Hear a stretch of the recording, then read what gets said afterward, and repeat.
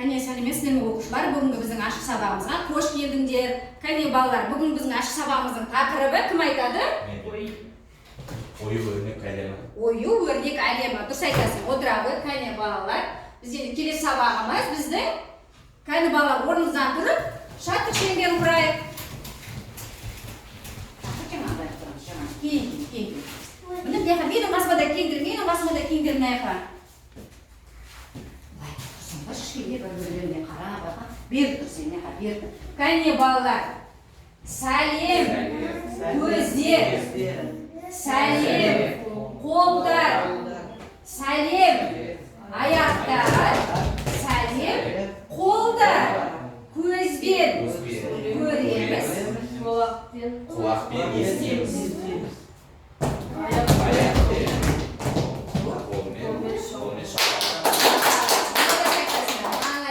отыра қойыңдар балалар. Балалар, мінекей қараңдар. Бүгін біздің ою-өрнектің әлемінің ішіндегі бізде қандай ойды алдық біз? Қошқар мүйізді алдық. Жарайсыңдар балалар. Кәне балалар, біз бүгін ашық сабағымыз осымен ашық деп жариялаймыз.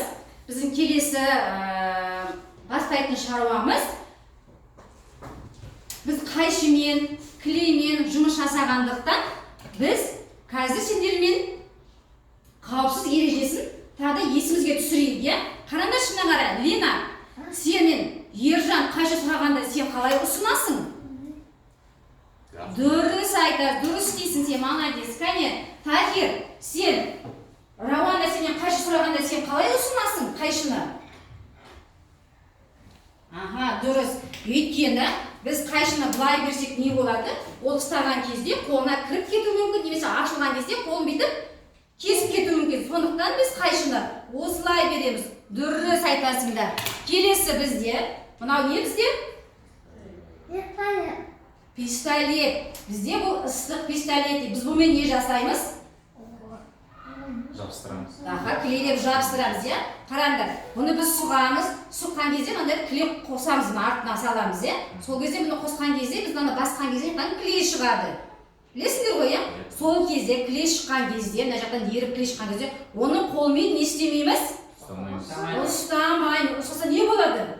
Күйіп кетеді. Қолдарын күйіп, қожаларыңды сендер зақымдап аласыңдар. Сондықтан абай боламыз. Түсіндік қой, Түсіндік қой, қыстық клейдің қаншалықты қорқынышты екенін. Кәне балалар, сендердегі келесі сендер топқа бөлемін. Мінекей, Ержан, Лина, Дильназ үшеуі қыңыр мүйіз тобы боласыңдар сендер. Сен Ералы, Тахир, Абдрахман, Рауана сендер қос мүйізді тобы боласыңдар. Өз топтарыңды ұмытпаңдар. Жарайды ғой, Кәне балалар, қараңдар. Біз енді қошқар мүйіз болғандықтан біз енді не істейміз? Мынаны сендермен ойын ойнағым келеді. Қараңдаршы, біз бүгінгі сабағымыздың басын ашайық. Қараңдар, мінекей мына жерде бізде қандай мүйіз? Қошқар мүйіз. Дұрыс айтасыңдар. Кәне бізге мына қошқар мүйіз бізге кім құрастырып береді? Рауана шыға ғой.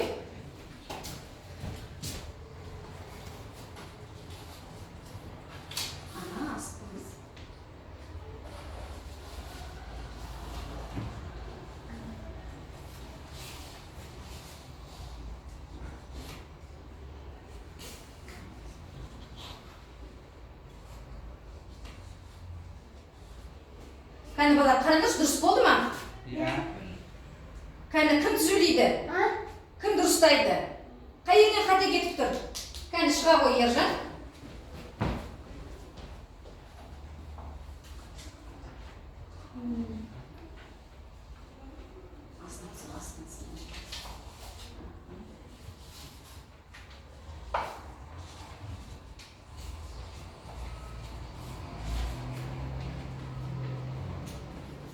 Суретке қараңыз, сурет етіп тұр мына жерде.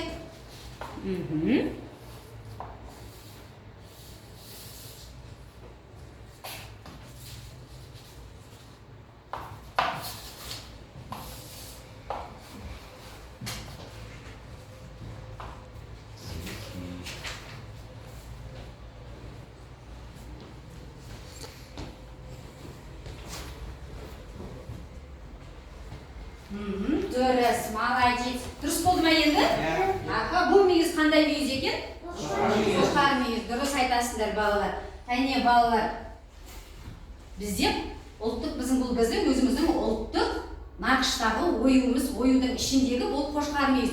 Бізде оюдың қаншама түрі бар екен білесіңдер ме? Қанша түрі бар екен? 100 түрлі бар. Неше түрлісі бар, иә? 2 мыңдаған, 200 мыңдаған, оның бізде оюдың түрлері бар. Олардың аттары да бар. Қандай оюдың аттарын білесіңдер? Оюдың аттарын білесіңдер? Аттан тарту.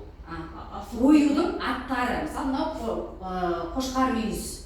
Қошқар мүйіз бар, үш бұрышты бар, жалпағы бар, дөңгелегі бар, неше түрлі оюлар бар. Қараңызшы мінекей. Мына жерде сол оюдың, мына жерде қаншама сол оюлар шығаруға болады. Соның ішінде мінекей біз мына жерде қазір біз қошқар мүйізін алып тұрмыз, иә? Міне балалар, сондықтан өзіміздің әртүрлі оюларымыздың аттарын жаттап біліп жүріңдер. Жарайды ма? Ол сендерге кейін болашақта өмірде керек. Көбінесе біз оюларды неге пайдаланамыз? Кім айтады? Киімдерге. Дұрыс айтасың. Біз киімдердің қандай шеттеріне біз ою саламыз біз? Мынандай шеттеріне, иә? Сендер былтыр өздеріңе тіктіңдер ғой, кәне. Жакет тіккенде сендер ою салыңдар, иә? Біз тақияға саламыз ою, жилеткаларын төменде саламыз, иә? Дұрыс айтасыңдар. Міне балалар, қазір енді барлығымыз, мінекей, барлығымыз қазір осындай сөмкеге қошқар мүйіз оюын сызып, қиып, әсерлеп, осыған жабыстырамыз. Қараймыз мінекей. Кәне, ыстық клейімізді жабыстырып қояйық.